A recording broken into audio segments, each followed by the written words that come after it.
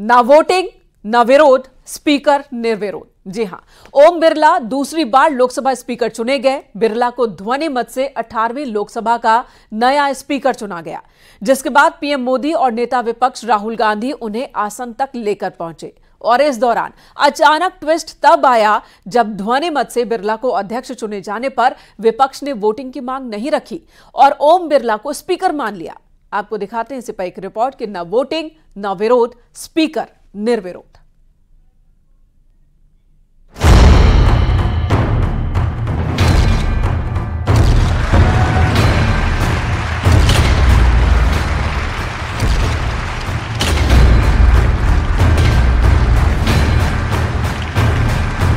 लोकतंत्र के मंदिर में बिना वोटिंग, बिना तनाव मोदी ने पहली परीक्षा जीत ली और ओम बिरला लगातार दूसरी बार ध्वनि मत से लोकसभा स्पीकर बन गए।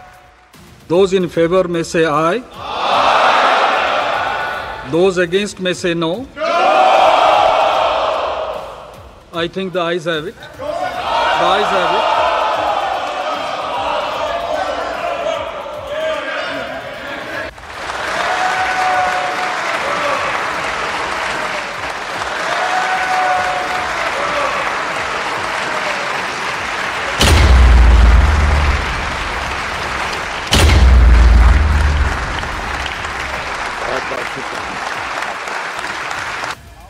वैसे तो लोकतंत्र में चुनाव किसी भी पद के लिए हो, लेकिन लोकसभा अध्यक्ष का पद ऐसा है जिसमें आम राय को हमेशा तवज्जो दी जाती रही है।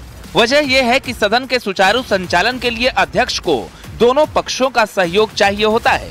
तभी तो जब पीएम मोदी ने ओम बिरला को लोकसभा स्पीकर बनने पर बधाई दी, तो लोकसभा में नेता विपक्ष राहुल गांधी ने स्पीकर निर्वाचित होने पर ओम बिरला को बधाई देते हुए कहा, विपक्ष सरकार के साथ सहयोग करना चाहता है। अमृत काल के इस महत्वपूर्ण कालखंड में दूसरी बार इस पद पर विराजमान होना बहुत बड़ा दायित्व आपको मिला है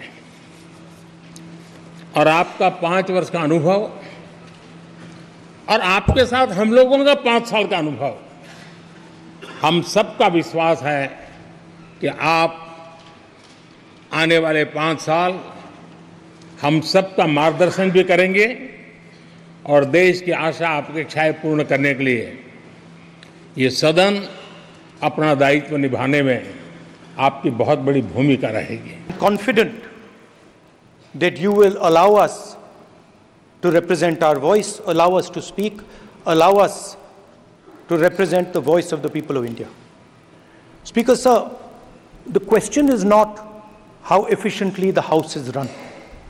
The question is how much of India's voice is being allowed to be heard in this House. So the idea, Speaker sir, so the idea that you can run the House efficiently by silencing the voice of the opposition is a non-democratic idea. बेशक आज सदन में शांतिपूर्ण तरीके से लोकसभा अध्यक्ष का चुनाव हुआ, बिना विरोध, बिना वोटिंग के स्पीकर के नाम पर मुहर लगी, लेकिन स्पीकर के चुनाव के बाद जो संसदीय परंपरा की तस्वीर आई वो सबसे खूबसूरत है। स्पीकर के चुनाव के बाद लोकसभा में प्रधानमंत्री मोदी और नेता विपक्ष राहुल गांधी ने एक दूसरे से हाथ मिलाया और इसके बाद दोनों नेता नए स्पीकर ओम बिरला को लेकर स्पीकर के आसन तक पहुंचे और उन्हें आसन ग्रहण करवाया।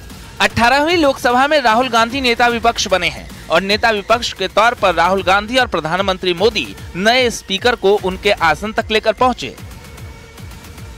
हालांकि ओम बिरला दोबारा लोकसभा स्पीकर चुन लिए गए हों, लेकिन ओवैसी ने एक बार फिर डिप्टी स्पीकर की मांग उठा दी।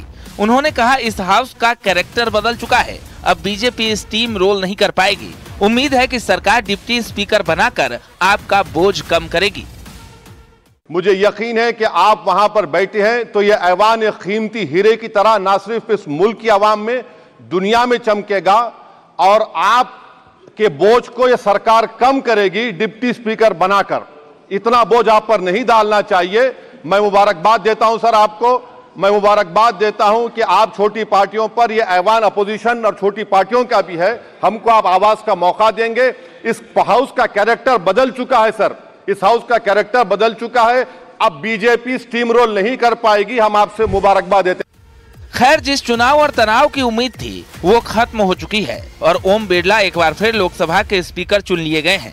हालांकि जिस तरह विपक्ष ने तारीफ और तंज से ओम बिरला का स्वागत किया, इसकी तस्वीर आने वाले दिनों में देखने को मिल सकती है। Bureau report, news 18।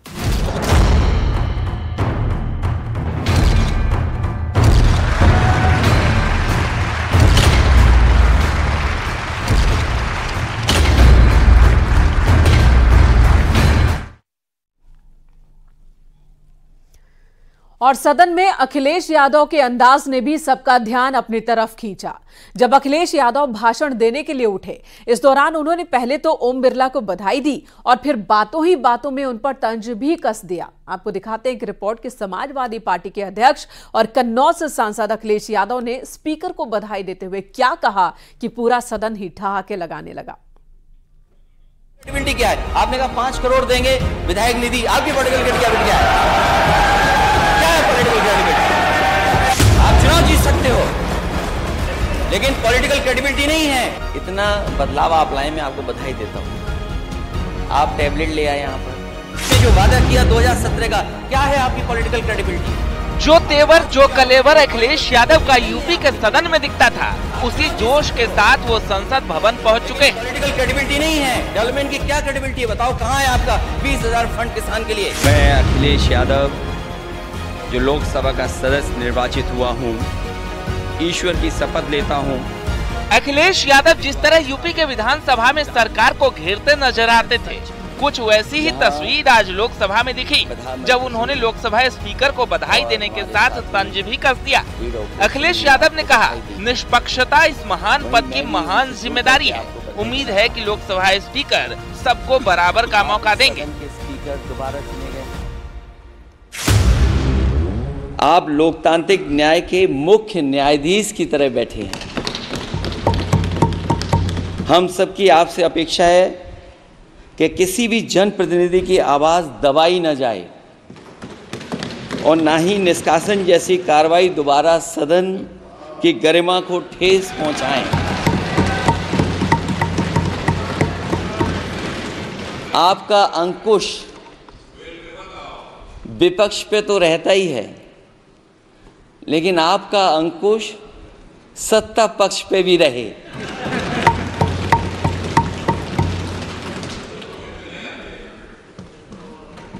अध्यक्ष महोदय, आपके इशारे पर सदन चले, इसका उल्टा न हो। दरअसल विपक्ष की तरफ से समाजवादी पार्टी ही है जो कांग्रेस के बाद सांसदों की संख्या में दूसरे नंबर पर है, जिसकी झलक अब संसद में भी दिखने लगी है। अखिलेश यादव को सदन में बोलने का पहला मौका मिला हो, लेकिन उन्होंने इस मौके को बिना गवाए लोकसभा स्पीकर के बहाने बीजेपी पर भी निशाना साधा।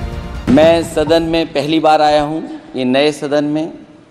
मुझे लगा कि हमारे स्पीकर की कुर्सी बहुत ऊंची होगी, क्योंकि मैं जिस सदन को छोड़ के आया हूं, अध्यक्ष जी, उसकी कुर्सी बहुत ऊंची है। उस समय भी मैं अध्यक्ष जी किसको कहूं कि ये कुर्सी और ऊंची हो जाए। जहां ये नया सदन है, वही मैं आपकी पीठ के पीछे देख रहा हूं, पत्थर तो सही लगे हैं, सब कुछ अच्छा लगा है, लेकिन कुछ दरार में मुझे कुछ सीमेंट अभी भी लगा दिखाई दे रहा है। अध्यक्ष महोदय, मुझे उम्मीद है कि आप जितना सत्ता पक्ष का सम्मान करेंगे, उतना ही विपक्ष का सम्मान कर करके हमें भी अपनी बात रखने का मौका देंगे। मैं आपको बधाई देता हूं, शुभकामनाएं देता हूं। अखिलेश यादव का अंदाज देख ओम बिरला भी मुस्कुराने लगे और बिना रोके टोके अखिलेश यादव को पूरी बात रखने का मौका दे दिया। वैसे तो अखिलेश यादव के लिए ये पहला मौका था, लेकिन अंदाजा लगाइए, जब मुलायम परिवार के 5 सांसद सदन में किसी मुद्दे पर आवाज बुलंद करेंगे, सपा के 37 सांसद एक सुर में सदन के पटल पर यूपी की बात रखेंगे, तब तो जो तस्वीर यूपी विधानसभा से पहले दिखती थी, कुछ वैसी ही तस्वीर लोकसभा में भी नजर आएंगी। आपकी पीठ के पीछे देख रहा हूँ, पत्थर तो सही लगे हैं, सब कुछ अच्छा लगा है, लेकिन कुछ दरार में मुझे कुछ सीमेंट अभी भी लगा दिखाई दे रहा है। Bureau report. अध्यक्ष महोदय, मुझे उम्मीद है कि आप जितना सत्ता पक्ष का सम्मान करेंगे उतना ही विपक्ष का सम्मान कर करके हमें भी अपनी बात रखने का मौका देंगे। मैं आपको बधाई देता हूँ, शुभकामनाएं देता हूँ। और स्पीकर के चुनाव के बाद लोकसभा में इमरजेंसी के खिलाफ प्रस्ताव लाया गया। लोकसभा अध्यक्ष ने 1975 में कांग्रेस सरकार में लगी इमरजेंसी की कड़ी निंदा की। सदन में इमरजेंसी के लिए 2 मिनट का मौन भी रखा गया। इस दौरान विपक्षी सांसदों ने हंगामा किया। मौन के बाद लोकसभा की कार्यवाही कल तक के लिए स्थगित कर दी गई।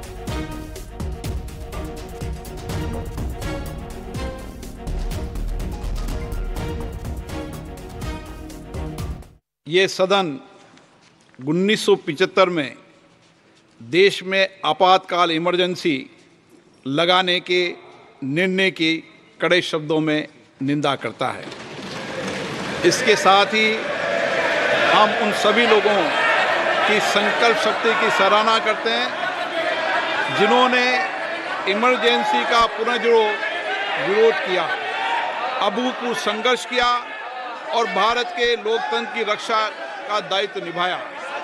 भारत के इतिहास में 25 जून 1975 के उस दिन को हम हमेशा काले अध्याय के रूप में जाना जाएगा।